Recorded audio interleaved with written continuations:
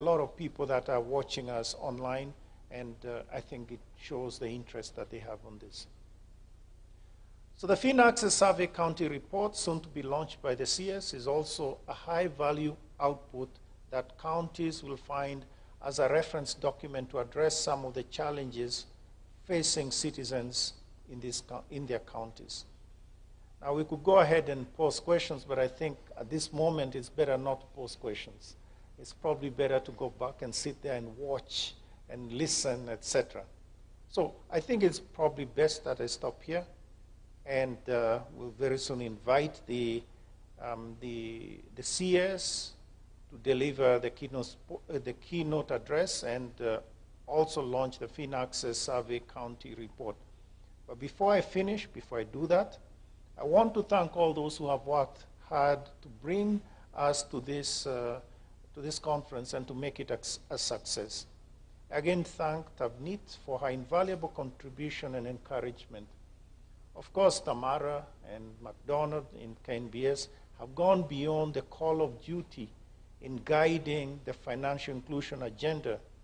I also thank our colleagues in all these institutions. Before I invite the CS, I think all of us know him. Professor Njuguna Ndung'u let's just say, is a known quantity in our space, right? We all know that he preceded me as the governor of the central bank. He was there for 8 years, did an excellent job there. Before that, he was in the University of Nairobi, where he was doing excellent research. I note his area of study, his interest, but he's also very interested in financial inclusion, as we all know. He has done a lot of research on financial inclusion and other topics, but also not only while he was in CBK, but also while he has been at AERC, the African Economic Research Council, where in the second iteration, he was the head of that institution. Of course, now he's come back home. Yeah? Not only in the sense of the questions, research questions. We look forward to collaborating with you in your interest, and to me, I'm particularly delighted because this is your first public event. All the others, you've been with other people. So this is your first public event as Cabinet Secretary. We are honored. It is now my pleasure to invite our friend, the Cabinet Secretary of the National Treasury, Professor Njuguna Ndung'u, to make his remarks and officially launch the FinAccess Survey County Report. Karibu Waziri.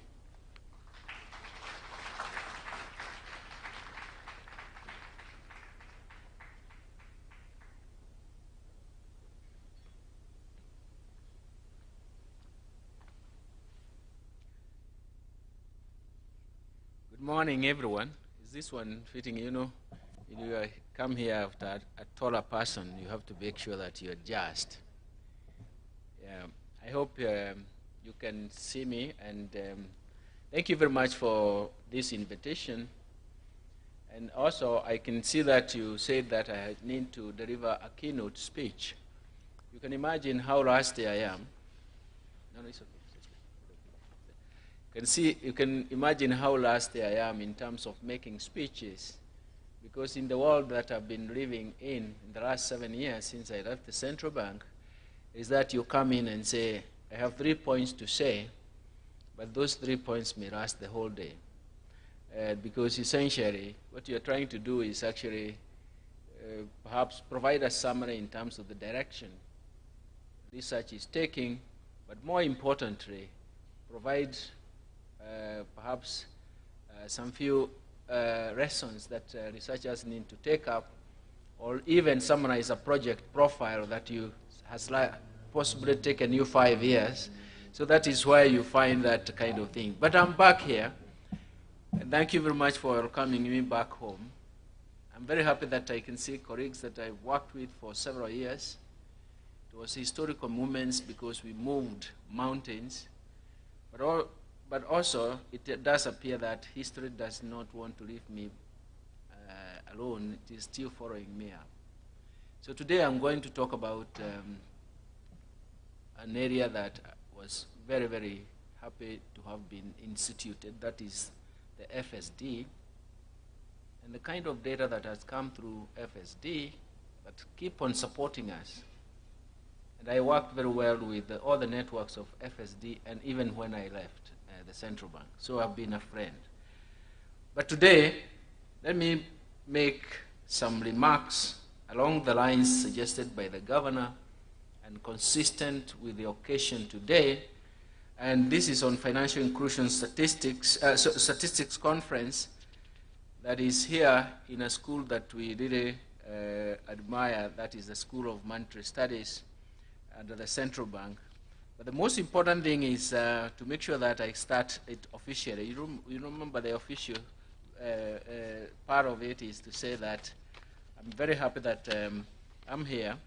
I want to recognize the governor of the central bank, Dr. Patrick Njoroge, whom he didn't, if we start talking about our history, it can take another conference, but I'm very happy that we come from far.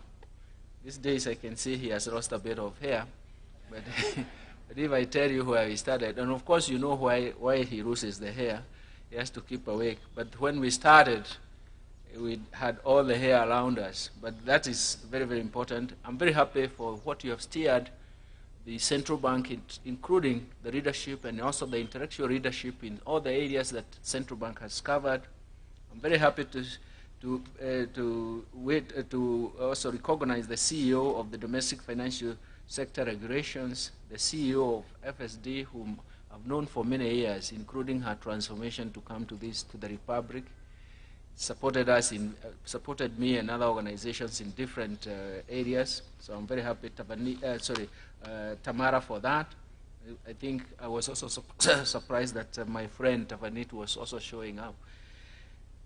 Thank you very much, Director General of Kenya National Bureau of Statistics, and we have found some useful insights coming from you, and we have worked together. I was telling the representative of KNBS how we have been working together with other people in terms of data governance and data policy in Africa, and that is work that is continuing. And all invited guests. The biggest problem with me is that I can focus on every institution and even individual and tell a long history because of long history of association. But let me say I'm very happy that I'm here, ladies and gentlemen, to witness this occasion and also to see the competition. I thought we were only doing that at the university. And most people who have gone through my hands at the university know what it means to be in front of me or even working with me. So I was very happy that we have seen the finalists, but those who have been left behind, there's another day we are going to enlarge the knowledge base in that area.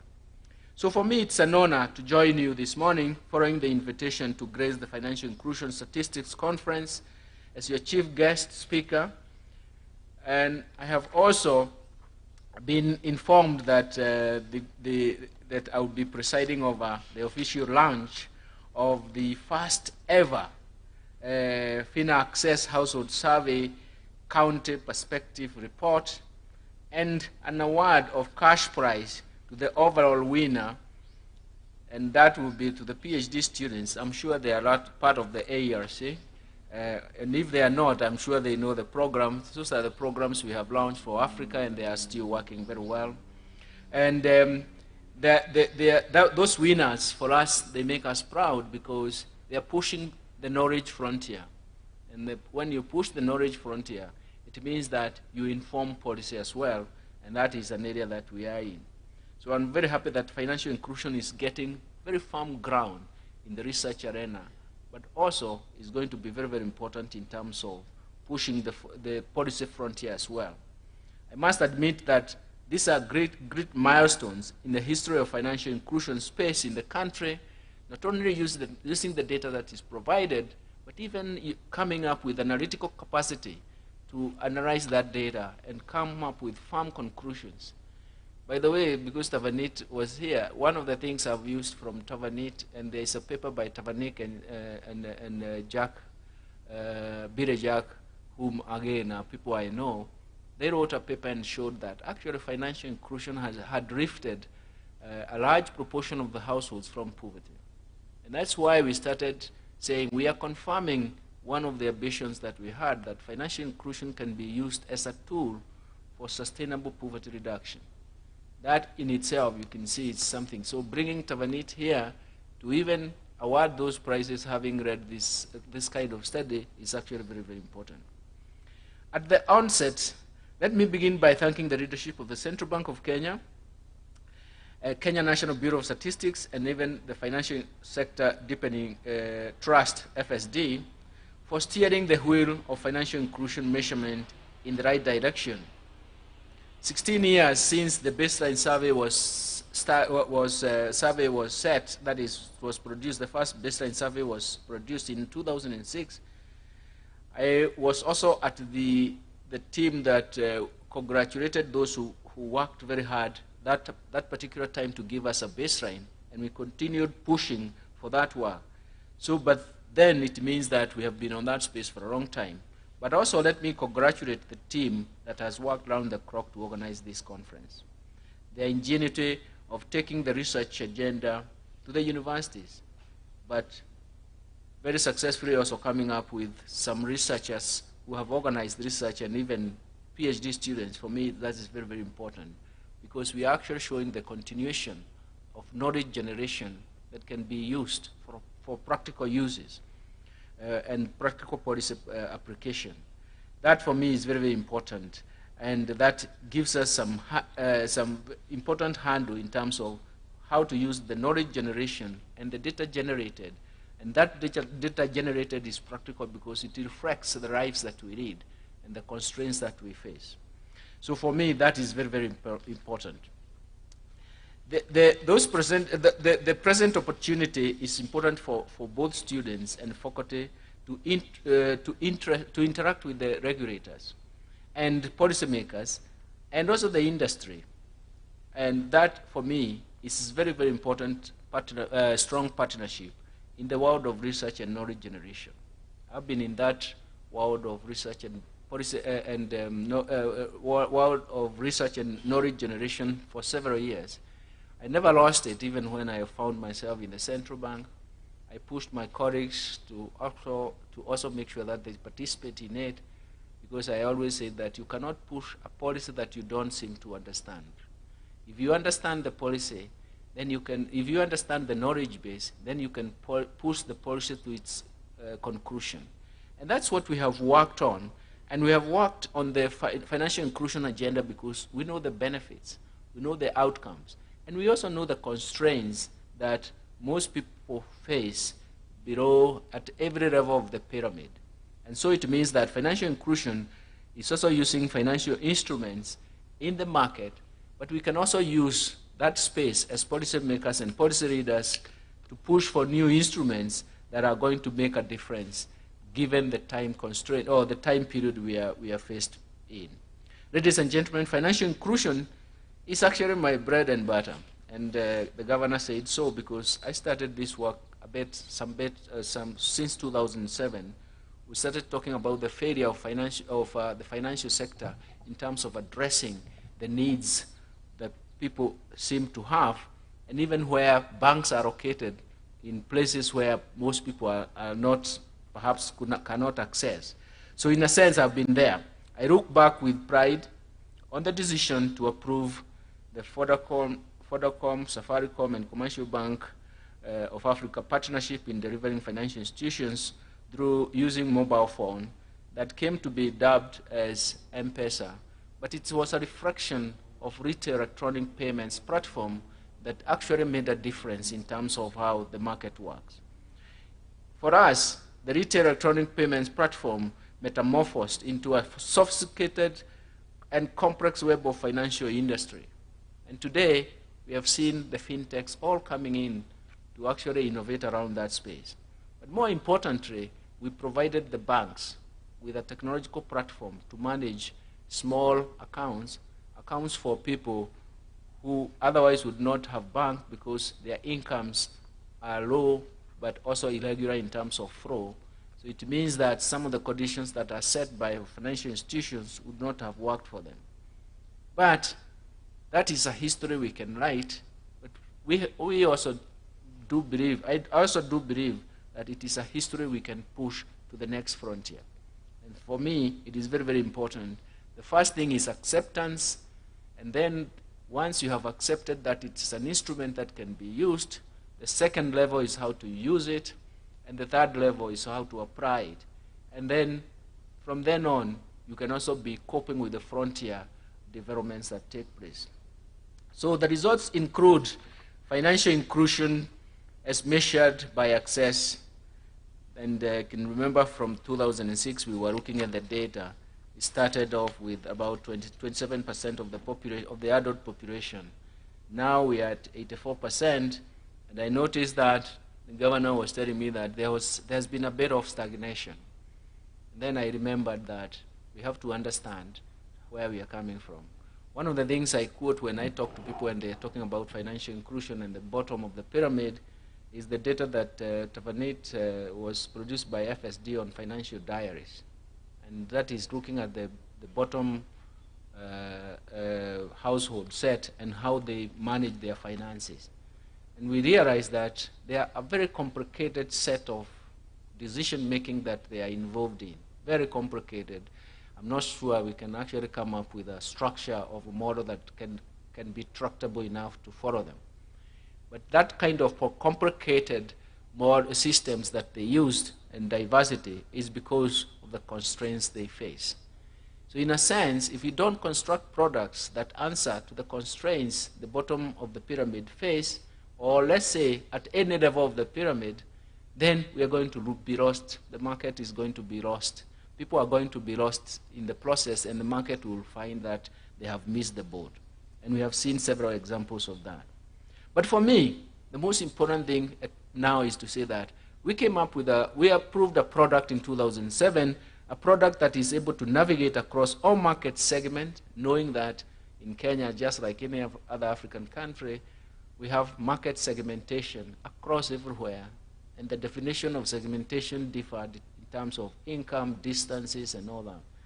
But if you have a product that can be able or can manage to navigate all segments of the market, and also navigate across individuals of different makeups, then it means that it's really a development and a success story.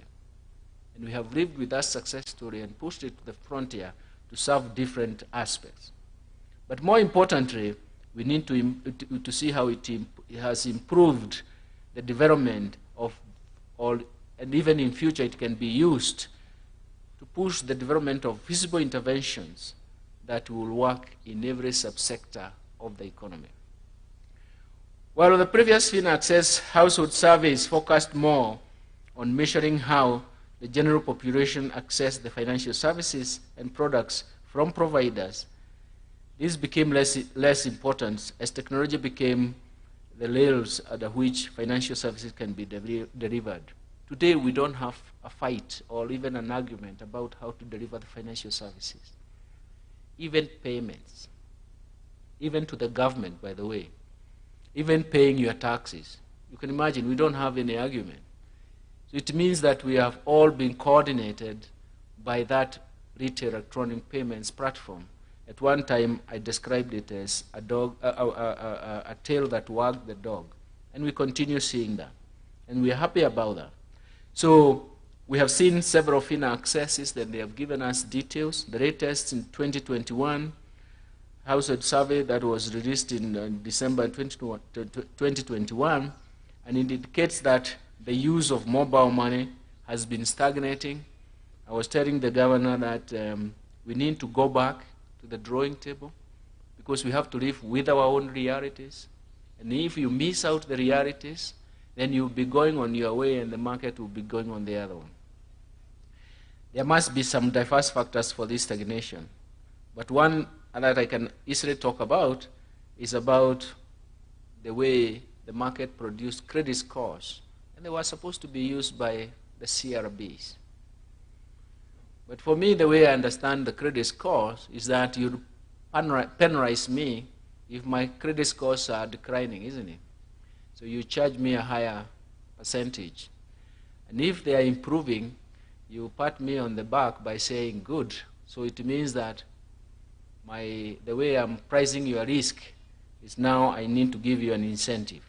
So pricing risk means that you penalize those who are destroying their risk rating and incentivize those whose risk rating is improving. That's the way it should work. But it cannot be a yes or no. Then it means you have, the people will leave the market, isn't it? That is one of the examples of stagnation. But maybe, Governor, we can come up with diverse ways. But one of them, I wanted to bring that point home because we have to go back to the drawing board and ask ourselves why the telcos, that is those products, especially the savings products and the mobile and the digital reading products, created the credit scores or credit scoring, was to help us move away from the collateral technology that has punished the growth of the credit market. And even that's why we have so many of those markets attached to that. So it means that we can use that platform of credit scoring to price risk. And then it means that once we are able to do that, then the CRBs should also see what kind of technology can we advise.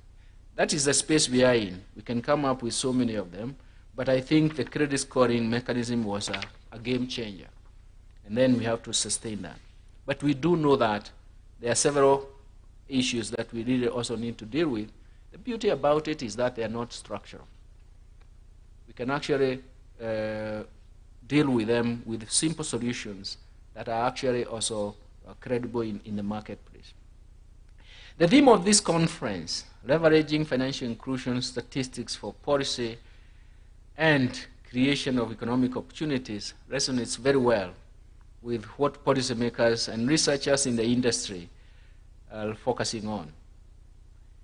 And we have to look at several areas of actual usage, the quality of these services and products, and what impact on the individual or even welfare, and how it enhances consumers in terms of their own environment, and how using these services and products can actually improve the ways of life and even improve the livelihoods.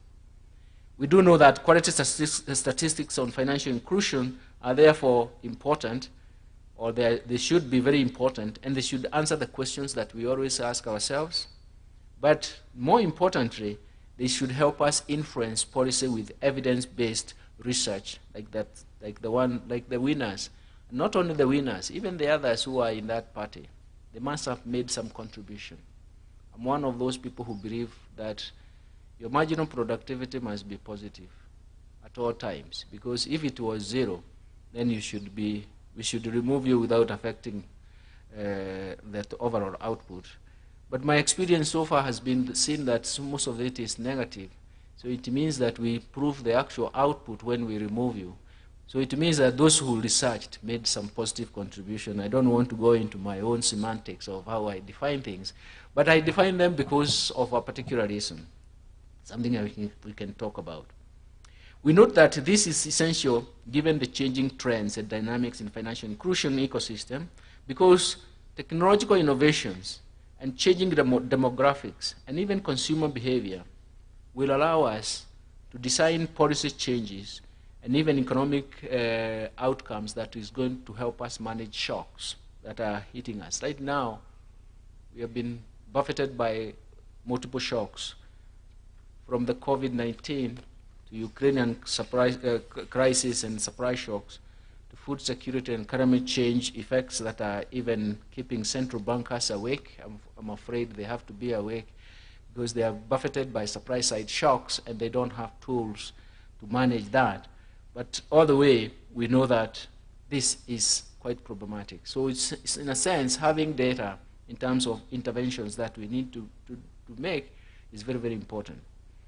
I have had an opportunity to analyze the 2021 FinAccess Household Survey and the report that was launched in December 2021, and the indicators generated across all the 47 counties in Kenya have brought out some unique and challenging effects that you see across different counties, and more focus on the quality and impact dimensions provide opportunities for researchers and even policymakers to see how they can actually push the frontier and support that area and those people who are participating in that market and ecosystem.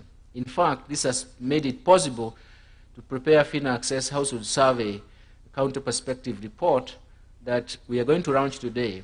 But I do hope what we want, even after launching it, I do hope the county government representative that will be attending this conference and are going to carry that report home so that they can study it will actually help them to interrogate the low-hanging fruits that they need to wake up and pick up that will help drive inclusive growth in their countries.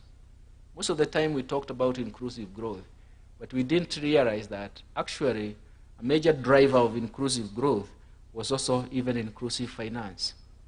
Because finance will allow you to save and invest in areas that are going to be commensurate with your income and your sector, in the sector you are working in, but more importantly, to give you a chance to actually have an array of assets that will help you escape negative shocks.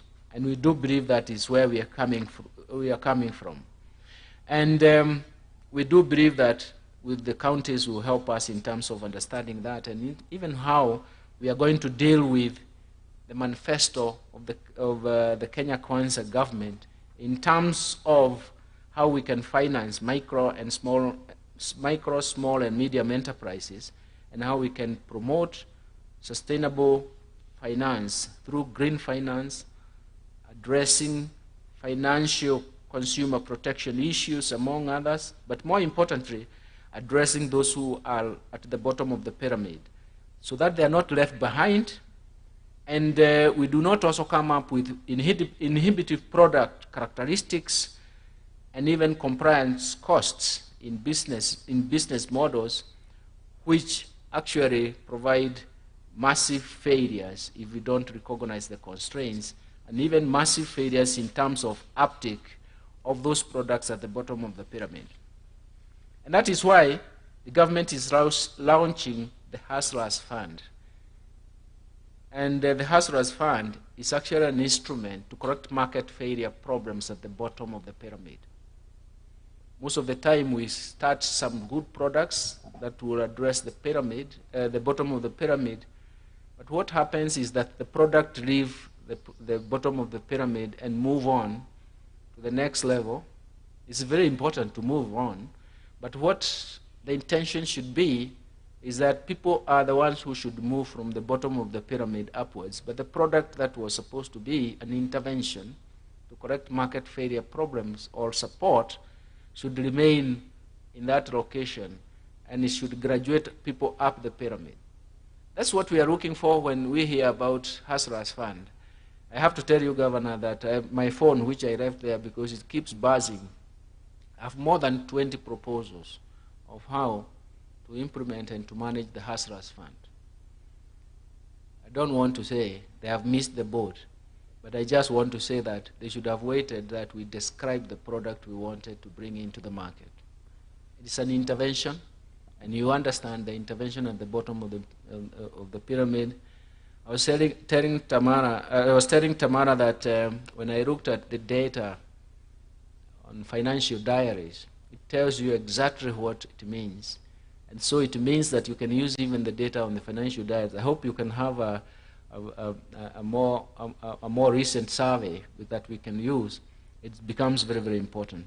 So in a sense, what we are really saying is that the data provided in totality can help us construct products that actually can intervene in particular sector of the market or even level of the pyramid, and that would help us in terms of pushing. No one should be left behind just because we don't want to impose product characteristics that are not commensurate with the target population that we are dealing with.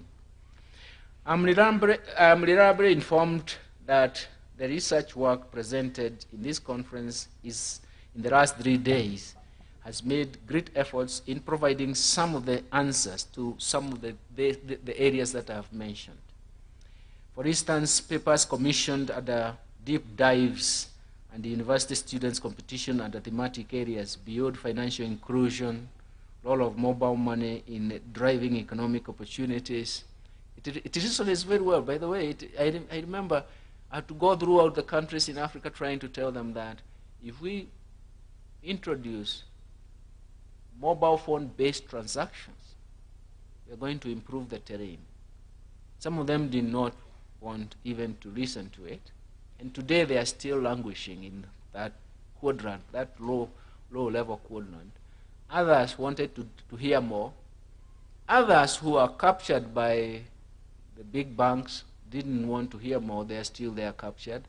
So it's an area that you have to choose. But what we were trying to do, and this is very important that you, Governor and the team, we have brought this to the frontier, is that let's give you the knowledge base.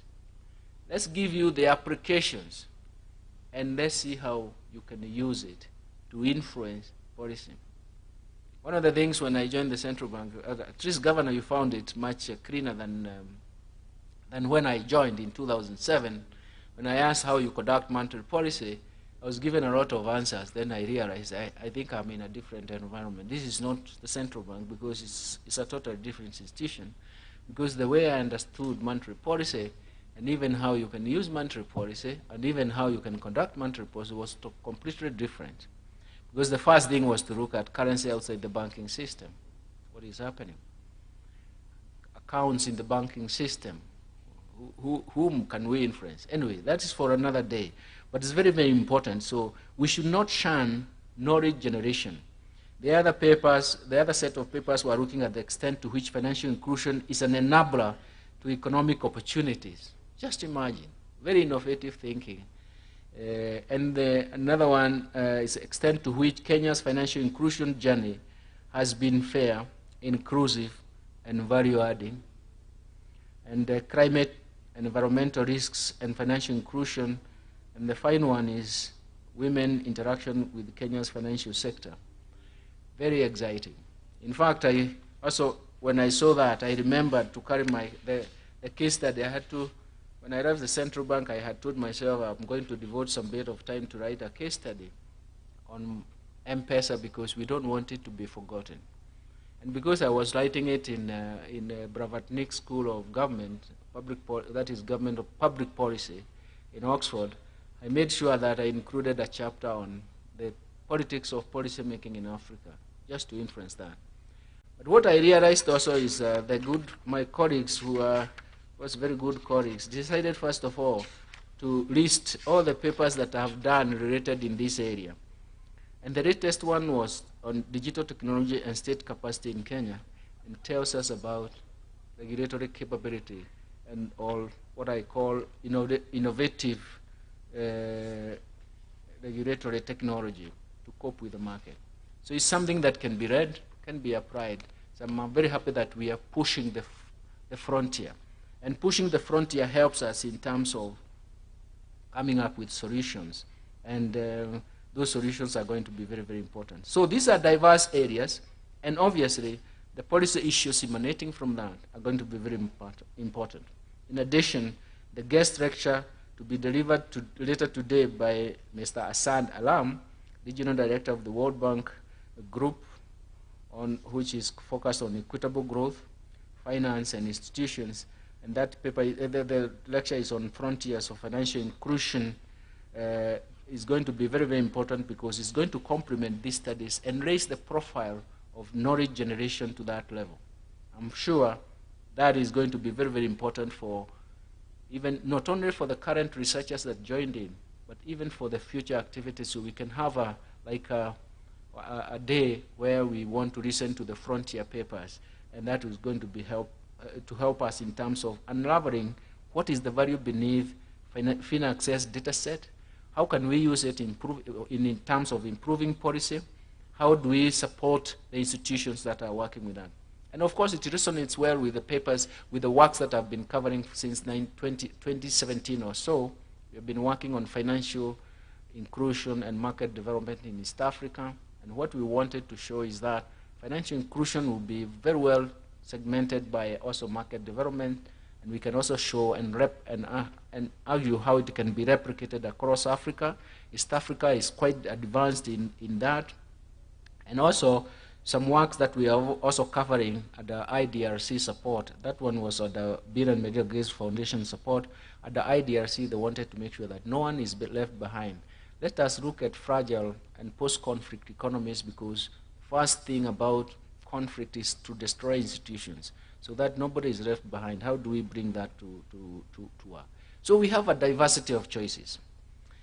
So I understand there are so many, there are very many unanswered questions, research questions regarding several areas: financial inclusion, financial health, nexus, the rigidity or lack of financial knowledge, rigidity in some of the segments of the economy of the market. Sometimes that rigidity may be because of lack of financial knowledge or lack of financial instruments that can be used. So we still have a 5% population that is excluded, and we still have to find a way. And this kind of data will help us find a way of how to reach them. Is it the products? Is it the knowledge base? Is it income levels? But obviously, everybody would like to save. It's a question of how they can save. Everybody transact. It's a question of how easy it is to transact. And we have several issues that have come up. I know I have made some comments in so many areas, including taxation. Now that it's going to be my work to deal with that, obviously you're going to see some results in that. I'm one person who believes that taxation should be an incentive to the market. So essentially, we can deal with those who are excluded by using the kind of studies that have come in, or even redirect our efforts to addressing those issues, and we are going to get some solutions. We want to make sure that no one is left behind in the digital economy. And once nobody is left behind, then it means that once we are together, we can construct products that can cut across economy, but make sure we are conscious about the sectors or segments in terms of population.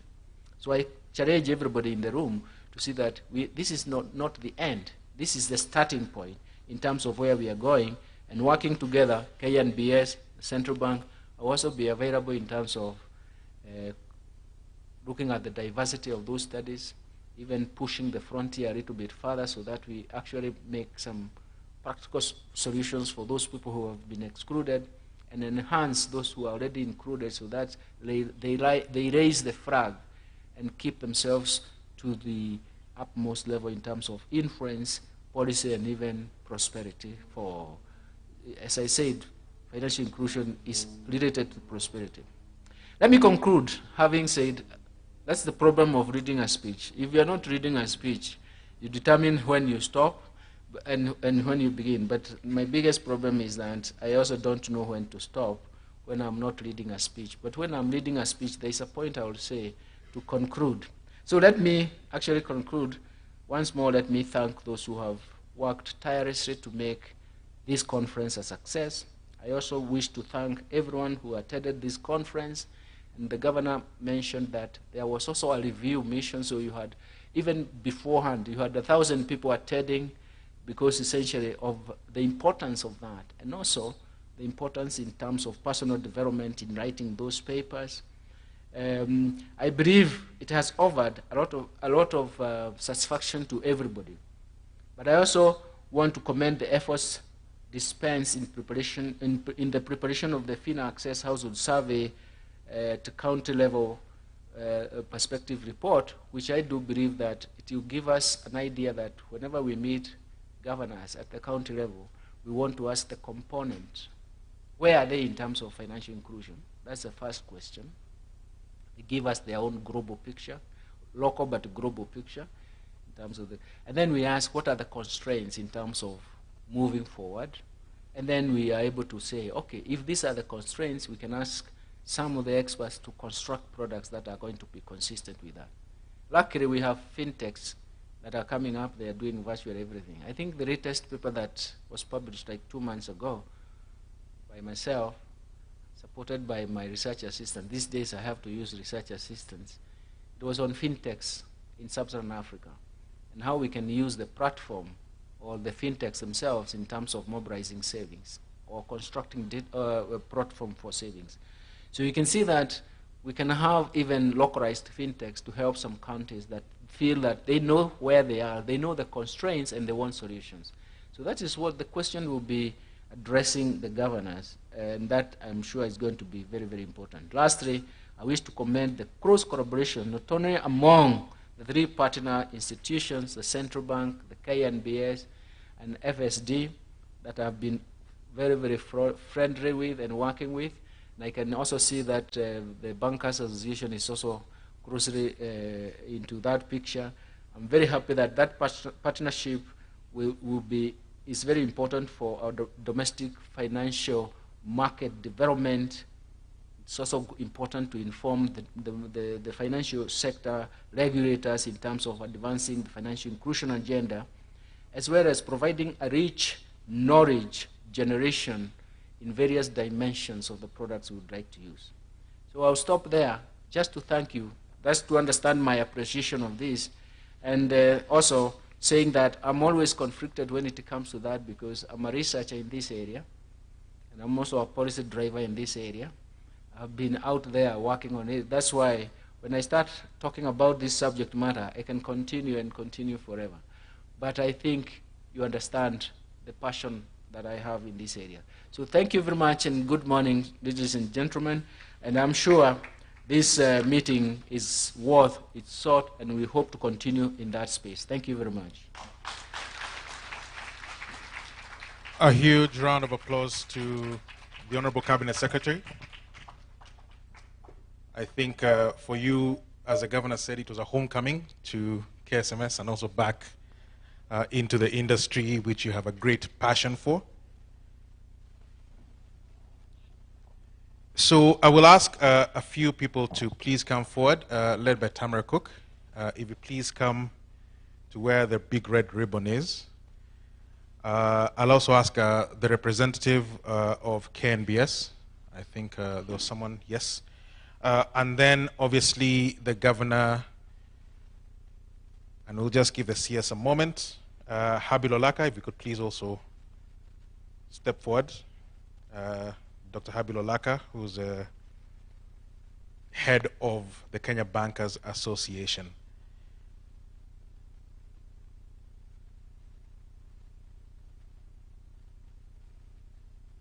So, Governor and Bona CS, if you could please come to the front of the room.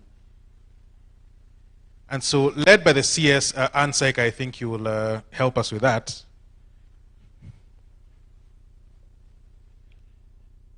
And I'll ask all of you to witness the launch of the report itself.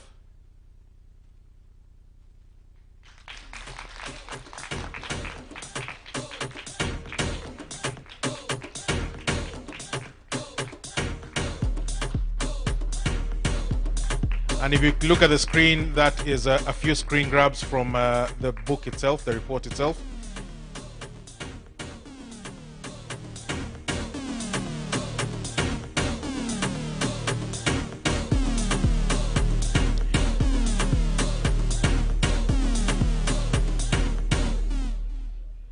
Yes, if my people at the audiovisual, we can just get back to the room. The governor is presenting a copy of that report, the physical copy of the report itself, to the CS. A big round of applause. And I'll ask you all to please stay there so you can get a few photographs taken. Our photographers, if you want to get your photos in. But CS, please hold the book up, if you don't mind. Yes. And then their copies being distributed. No, they are being distributed. There's a few more here.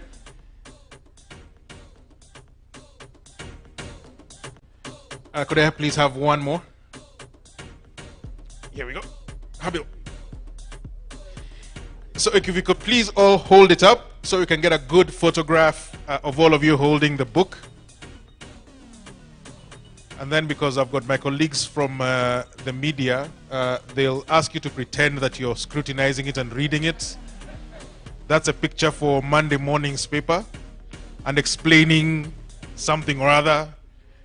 But the report now, I believe, is with all of you. If you don't have a copy, just signal the people who are walking around the room. I think there's copies being distributed. And I think we have quite a number that if you do want to see it in another way, they can get to you. But also don't forget that this report is also available electronically, so you don't have to have the physical copy and sending that around to people who need to read it. It's also available electronically on our websites. That is the Central Bank website, KNBS as well as FSD. So later in the day, if you log into those sites, you should be able to pick up electronic copies of this. So another big round of applause. It's taken a lot of hard work to get to where we are today. Applause means you clap. Thank you very much. I know everyone now is busy reading the reports. So asanteni sana our guest, you may take your seats.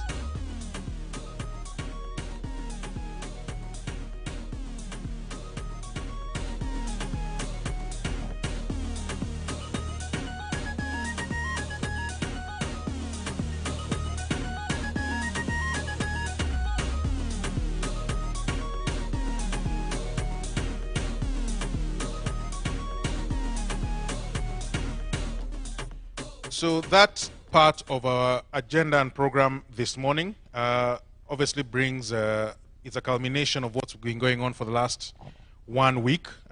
Most of you have been on with us for the past week, but also it's a work of many, many months of research that has gone into this, trying to break down the data in ways that make sense, but also in this particular case, breaking down this data geographically, which is important to understand. And I'll not pretend to say anything more than that. I've got professors sitting in front of me, so I will be sufficiently intimidated. And so with that, we come to the end of this first part of the program for today. There's still a very, very long program for the day left, so don't worry. The excitement is not over. But for now, led by our chief guest and the governor, we will ask you to go into a break. It is now just about 26 minutes past 11. So maybe about 17 or 18 minutes, we come back here at about 11:45 to begin with the rest of the program. So Governor and CS, if you could please lead us out, and the rest of us, there's still a lot of refreshments from what we had in the morning, but come back here 11:45 to continue with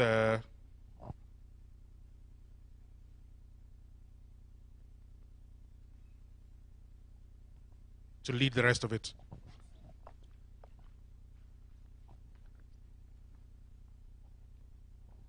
So 11:45 mnaweza simama sasa. Sababu 11:45